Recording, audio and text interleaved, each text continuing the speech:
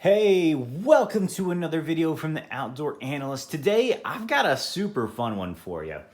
And I was just honestly struggling to find positive videos today. I've had a lot of knife fails, and I think I've discovered a couple of brands that I'll never use again. And I thought instead of just saying how terrible they are, I'm just probably not going to show them anymore. And I think that says a little bit more than, I don't know, maybe letting people know that I've already let people know what's happened. But it's got even worse with some brands. And instead of doing that, I wanted to go over what are some incredible belt knives that I use and why do I use them? What makes a great belt knife? And when I kind of say belt knife, for me, it usually means going out to the property, under the woods, and doing a little bit of utility of just about everything. And what I'm showing you now is 3 knives, actually they're sheaths, that make them really easy for me to choose to go out into the property, hit the woods with. And that's really what makes a huge difference, is gonna be the sheath styles and just sheaths that work for me. And I'll go over the knives that go with them. But I have absolutely loved these knives. And they're a little different than I think what a lot of people would expect me to carry in reality when I'm actually doing maintenance out on the property. And this is usually paired with a larger fixed blade. But what actually goes onto the belt, if I'm not legitimately hunting or legitimately doing nothing but bushcraft, just going out to make a fire, it's gonna be more along the lines of this style, to be completely honest with you. So I'll jump into probably the one that people would probably expect the most from me, and that's gonna be the LT Wright GNS, and it comes in a GRE leather sheath with a really nice dangler. And I love this combo really because it works incredibly well as far as flexibility as to getting out to the property.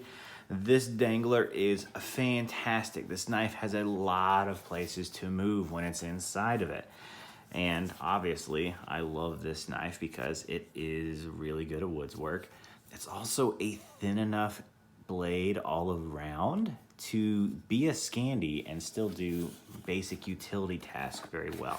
Most Scandis are fairly thick. They're thick once you get up to that Scandi in reality. Man, this is just fantastic. This thing can sway, it can go a lot of different ways for me. And as a basic belt knife, absolutely supreme. What this is only gonna be a belt knife in the woods, for sure, just because it is a dangler and this thing hangs down far, which means it's the first thing people see. You cannot hide it, you cannot conceal it in any way, shape, or form. Which is important in a lot of cases. Not legally, not whatsoever, but I think for just your own self and honestly for your own protection.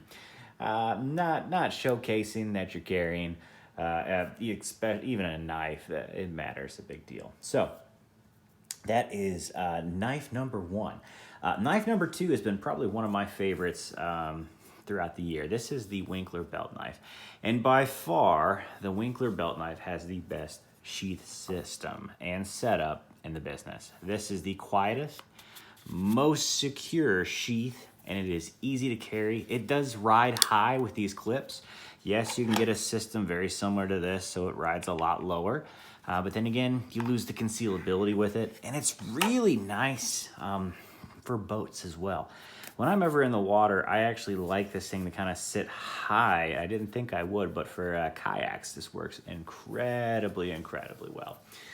So this is gonna be my probably, honestly, just about favorite belt knife. Hello, camera. Knocking over tripods here. I absolutely love this thing. And it's a great utility knife, does everything just okay, nothing extremely well. And that's what it's for. Now, the next knife is going to be something actually really similar. And I think it's actually based off the Winkler, believe it or not. It's no longer in production anymore, and that's not the worst thing. But I do really enjoy the Dark Timber 1911 Elite. This is probably the 4th or 5th one I've owned over the years. Everybody knows the reasons why you own them, just because they're easy to sell. We'll just put it that way. Kind of sad, but you know, when you find one actually for list price, that's a win. You just keep it and you don't have to worry about anything else. I love this knife. I've used this knife a ton, an absolute ton. And I gotta say, it has served me very, very, very well. The 1911 Elite is a great knife. And when you put it in the system, this is not the best sheath. The Winkler sheath really took it over, but it sits down far enough on my belt to be very, very comfortable, easy to pick up, and it has a little bit of flexibility to it, so it's pretty good for me. I really love this system. I do. It fits super well. I really enjoy taking it out to the property. And it's a good edge. It's a good blade. There are imperfections, you know, with everything here. But in all, these are three of my favorites. And really when it comes down to is really the sheath. They're just so good. And these are very do-it-all knives. The more specialized one's going to be the LT Wright G&S, but it's thin enough to kind of get away with it. So it's kind of a little bit of a cheat to my own system. But these three are great. I absolutely love them. You really can't go wrong with any of them.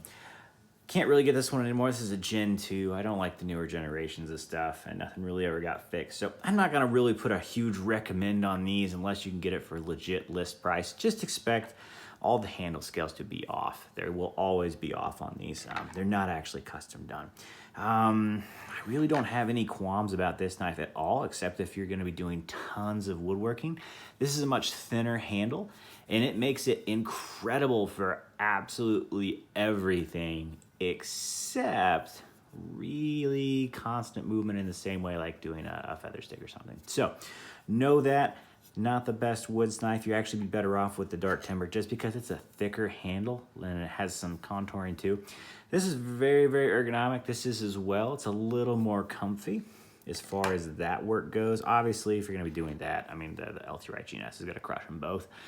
For straight woods work, it will absolutely dominate it. But for getting up close, it's pretty good. It doesn't have the recurve like these two do. I miss that. That recurve is beautiful for slicing and for doing utility cuts. So just know that there's some downfalls with all of these. Nothing's perfect. But I do absolutely love these. When it comes to being a true belt knife and an actual belt knife out for the property, this is the trio that generally rides on my belt if I'm not hunting and not doing bushcraft. So there it is. I hope you had a good time with this video. Please subscribe. I am really trying to get to 1,000 subscribers. That'd be really a great gift for me this year. And hit that like, throw some comments down, let me know what your favorite belt knives are. Let everybody else know too. These are just three that I find on my belt most times out there. So yeah, not always in the pack. There's different knives. I always have usually a larger pack knife that I do for clearing out deer stands and stuff like that. There's a lot of small trees and brush that you don't want to use something this small with. But when you're doing real utility cuts and doing actual work out there, these knives are just, they're killer for it. That's what they're for. So yeah, there we go. Hope you enjoyed this, and I will catch you on the next one.